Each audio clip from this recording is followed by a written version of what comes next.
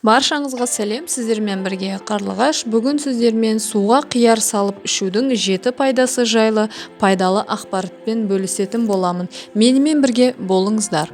Қиярдың да, судың да адамға пайдалы екенін білеміз. Ал екі пайдаланы қосып пайдасын көрсеші, қалай болар екен? Қияр салынған су ыстықта шөл басады, әр ағзаны пайдалы заттармен байытады. Мұның 7 пайдасы бар. Жүрек ауруының алдын алады. Қияр су бүйректегі тасты, яғни артық натрий қоспаларын шайып әкетуге қуатты. Соның арқасында қан қысымы реттеліп, жүрек жұмысы жақсарады. Сүйекті берік етеді. Қиярда К дәрумені мол болады. Ол сүйектің қатты болуына, берік болуына әсер етеді. Дәрумен мен минерал береді.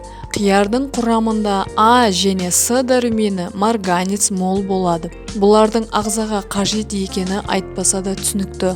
Аурудың алдын алады. Көз ауруы, диабет пен Альцгеймер ауруының алдын алу үшін көбірек қияр су ішу керек. Қияр суда антиоксидант жоғары болады. Ал антиоксидант ағзаны күйзелістен арылтып, қартаюдың алдын алады. Зиянды улы заттардан ағзадан шығарып тастауға қияр судың пайдасы мол. Салмақ тастауға көмектеседі.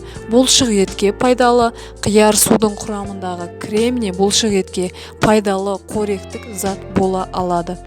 Достар, бүгін сіздерге дайындаған суға қияр салып ішудің пайдасы атты пайдалы ақпаратым ұнаса, комментарий қалдырып, лайк басып, тіркеліп, қоңыраушаны басуды ұмытпаңыздар. Сіздермен бірге болған Қарлығаш, менімен бірге болғандарыңызға рахмет.